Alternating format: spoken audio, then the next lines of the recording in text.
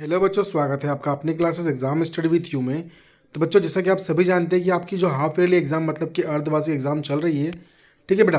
तो जो बच्चे फर्स्ट टाइम क्लास पे आए हैं, प्लीज़ चैनल को सब्सक्राइब कर लीजिएगा और बेल आइकन को प्रेस करना आप लोग बिल्कुल भी मत भूलिएगा बेटा, ठीक है। तो आज जो बेटा हम लोग पढ़ने वाले हैं कक्षा 10वीं का साइंस। हम लोग आज जो है आज की क्लास में हम लोग डिस्कस करेंगे, ठीक है बेटा। तो थोड़ा ध्यान दीजिएगा आप लोग, लास्ट तक बने रहेगा क्लास में, ठीक है। 10वीं का साइंस पढ़ने वाले बेटा, इससे कुछ इंपॉर्टेंट क्वेश्चन जो है वो माध्यमिक शिक्षा मंडल द्वारा बच्चों को दिए गए हैं, ठीक है बेटा। उनके बेस पर ही जो आपका पेपर आएगा, ठीक है बेटा। तो देखिए, वस्तुनिष्ठ प्रश्न आपके हैं, मैं जो है PDF आपको डाल दूंगा टेलीग्राम पर, आप लोग वहाँ जाके इंस्टाग्राम अकाउंट से आप लोग इसको जो है वो प्राप्त कर सकते हैं, ठीक है। मैं सीधा बढ़ता हूँ आपके जो है क्वेश्चंस की तरफ, ठीक है। अदर एक्टिविटी सारी आपको मिल जाएगी हम लोग टेलीग्राम और इंस्टाग्राम अकाउंट पे, ठीक है बेटा। तो देखिएगा, हमारा आज का पहला क्वेश्चन जो होगा वो होगा कि एथेन की इलेक्ट्रॉन डार्ट संरचना की बताइए कि एथेन की इलेक्ट्रॉन डार्ट संरचना क्या है, बता उनको बनानी है हम लोगों को, ठीक है। फिर है मीथेन की इलेक्ट्रॉन डार्ट संरचना क्या होती है, ठीक है।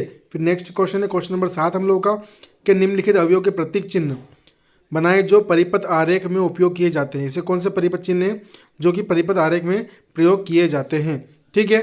पहला है बैटरी और दूसरा है प्रतिरोध। इनके हमको क्या बनाना है, हमको इनके चित्र बनाना है, ठीक है बेटा।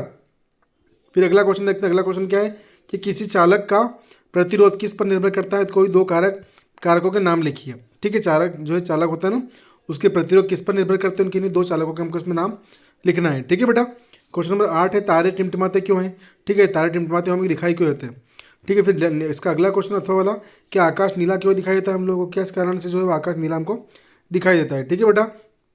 नेक्स्ट क्वेश्चन है कि बायोफिल्म की पत्तियां कैसे पुनरुत्पादन करती है, ठीक है, हमको ये बताना है। फिर नेक्स्ट क्वेश्चन इसके अथवा वाला क्या है कि अमीबा में द्विखंडन की प्रक्रिया का वर्णन कीजिए, ठीक है। नेक्स्ट क्वेश्चन क्वेश्चन नंबर 10 होगा हम लोगों का कि ऊष्माक्षेपी और ऊष्माशोषी अभिक्रिया में क्या अंतर है, इस अंतर को बताना है हम लोगों को, ठीक है। ऑक्सीकरण और अपचयन अभिक्रिया को परिभाषित कीजिए। ऑक्सीकरण और अपचयन अभिक्रिया होती क्या है, इसको हमको परिभाषित करना है। फिर ये क्वेश्चन नंबर 11 के मंडल के पृथक्करण नियम का क्या महत्व है, मंडल के पृथक्करण नियम को हमको बताना है इसमें, ठीक है। फिर अगला क्वेश्चन है क्वेश्चन नंबर 11 का अथवा हम लोग का होगा क्या बोल रहा है कि मंडल के प्रभुत्व के नियम को एक उदाहरण सहित समझाइए। क्वेश्चन नंबर 12 है कि मानव के उत्सर्जन तंत्र का नामांकित चित्र बनाइए, ठीक है। मानव का उत्सर्जन तंत्र क्या कार्य करता है, उसे कार्य भी पूछ सकते हैं एग्जाम में, ठीक है। फिर अगला क्वेश्चन है कि हृदय के दो कपाटों के नाम बताइए जिनके जिनके बताइए उनके एक कार्य भी लिखिए। उनके कार्य क्या होते हैं, उन कार्यों को भी हमको इसमें बताना है, ठीक है। क्वेश्चन नंबर 13 है कि प्रतिवर्ती चाप क्या है, एक उदाहरण दीजिए। प्रतिवर्ती चाप होता क्या है, उसके बारे में बताना है हम लोगों को, ठीक है बेटा। फिर क्वेश्चन नंबर 13 का अथवा कि मानव शरीर में न्यूरॉन्स की भूमिका समझाइए। मानव शरीर में न्यूरॉन्स की भूमिका क्या होती है। क्वेश्चन नंबर 14 है कि ओम का नियम व इसका गणितीय व्यंजक लिखिए, ठीक है। फिर अगला क्वेश्चन हम लोग का जो है वो एम्पियर वाला दिया आप लोगों को कि श्रृंखला में जुड़े 3 प्रतिरोधों के कुल प्रतिरोध की गणना करें। R1 बराबर 2 एम्पियर, R2 बराबर 3 एम्पियर और R3 बराबर 5 एम्पियर, ठीक है। हम लोग को दिया हुआ बेटा है, इसको आपको बताना है, ठीक है। फिर अगला क्वेश्चन है क्वेश्चन नंबर आपका बेटा होगा 15। क्या बोल रहा है क्वेश्चन 15, बोल रहा है आपका कि अपवर्तनांक को परिभाषित कीजिए। पानी का अपवर्तनांक कितना है लिखिएगा, ठीक है। फिर नेक्स्ट क्वेश्चन है कि एक उत्तल लेंस की फोकस दूरी 25 सेंटीमीटर है, लेंस की क्षमता की गणना और उसे और बताएं कि यह अभिसारी लेंस है या अपसारी लेंस है, ठीक है। इसके बारे में बताना हम लोगों को, ठीक है। फिर क्वेश्चन नंबर 16 है कि जीवों में pH मान का महत्व समझाएं। 2 उदाहरण भी दीजिए, जीवों में pH मान का महत्व क्या होता है, उस महत्व को हमको इसमें बताना है, ठीक है बेटा।